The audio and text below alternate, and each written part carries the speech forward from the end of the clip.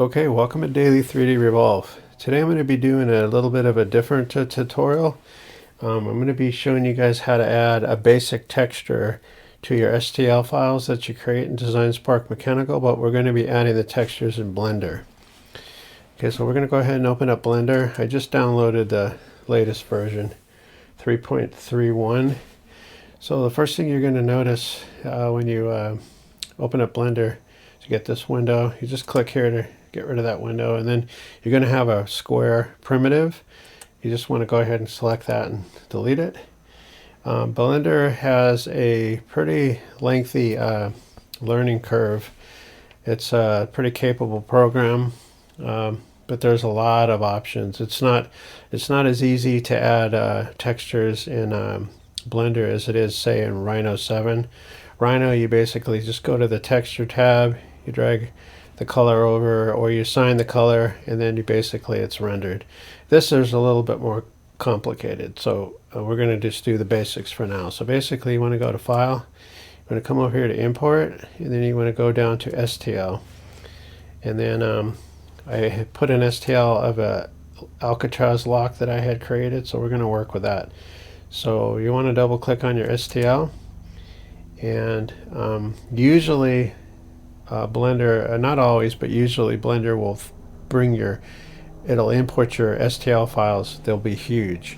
So what you want to do to scale that is just when it's selected, it has that orange line around it. So you want to go ahead and click your file and then hit S as in Sam on the keyboard.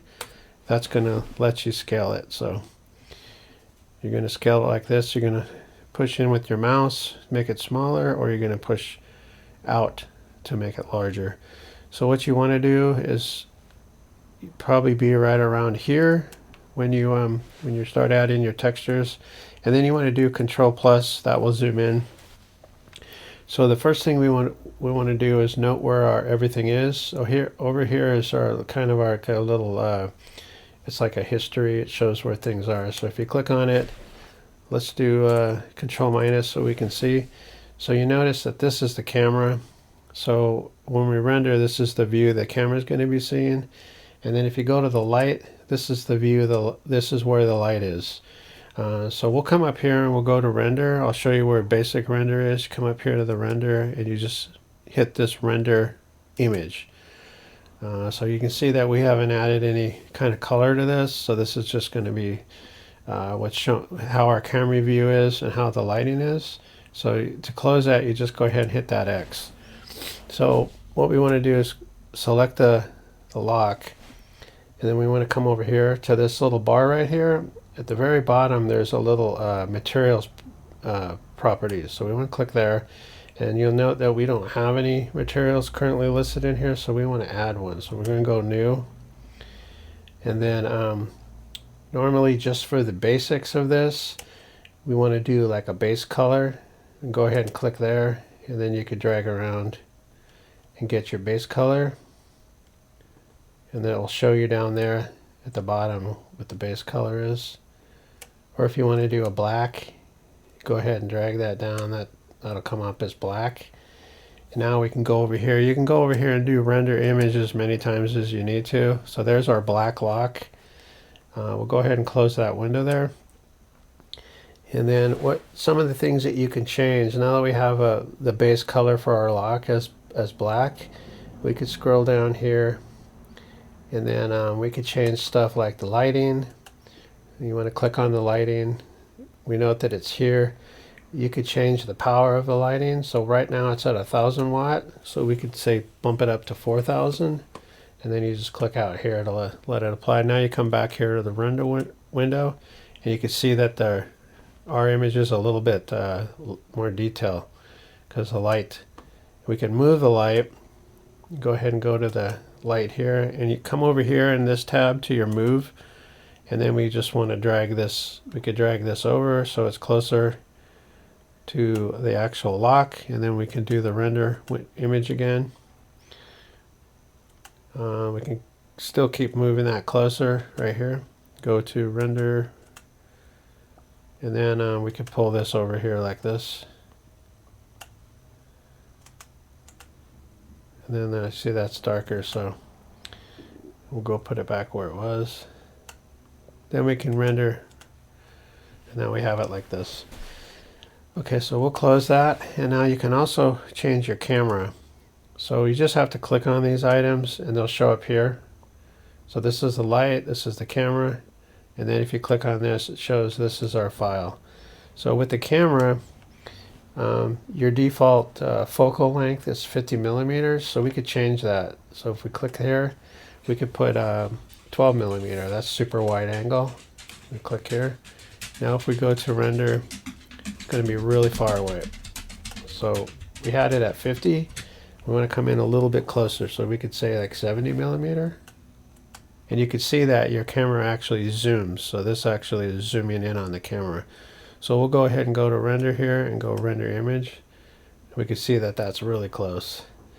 And then close. If we wanted to go even farther than that, we could put a zoom, maybe like 200 millimeter. So type in 200 there. And you can see that that's zoomed in right in this area here. So we go to view, render image. You can see that that's way up close there. If we wanted to do like a super zoomed in version, we could. So we'll go ahead and close that. Now I had done some research on rendering. A subscriber had asked about rendering options in Design Spark Mechanical. But Design Spark Mechanical has like basic rendering options. Like it's basically just color. You could add color to your model. And then if you want to apply texture, you can, but although they don't come in great, there's a lot of tiling, and you have to kind of play around with that to try to get it to work right. Blender is really the program. If you want to add, it's a free program, so if you want to have a free program and do your model in Design Spark Mechanical, then if you want another free program, that's awesome, but it has a steep learning curve. There's a lot of stuff Blender can do, and I'm by no means an expert or even an intermediate user of Blender, but I know the basics.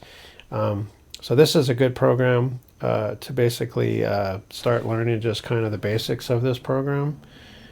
So right there you could change your camera. We'll do 100 millimeter. So the point I was trying to get at is even though I had done some research and tried some other rendering programs, Blender seems to be the one that's the best fit. Just going to take a little while to learn. So I like this at 50 millimeter for focal length, so we'll go back, we'll put it back to 50 there. Okay, and now we'll go ahead and render this window. Okay, so here's the image that I'll probably have if I'm going to put one in on the tutorial for YouTube. So we'll go ahead and close that. And then also there's some other stuff that you can change. We'll go to like the lighting. Lighting you can obviously change here. You can change the power, and we bumped it up to 4,000 watt. You could change your diffuse light, your specular light. So there's some stuff there. And then on the camera, you could change here you could do orthographic, perspective. Let's try an orthographic view, see what that looks like. We'll go render. Okay, that didn't change it too much, although it changed the look of the camera. Let's go ahead and change that to panoramic, see what that looks like, render. Okay, I didn't really change that either, so maybe I'm not doing something right.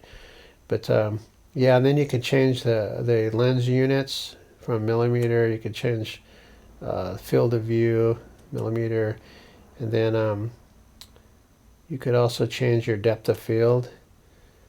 This really isn't going to work now. This would work if you had your lock here and then you had something in the background that you wanted to blur. This is going to change that, your depth of field here. It's going to make stuff blurry. And then you have here your focus distance. We have it set for 10 millimeters. And then you can change your f-stop. That's really what's going to determine if something's blurry. So the lower the number, like a 1.8, that's going to be really blurry.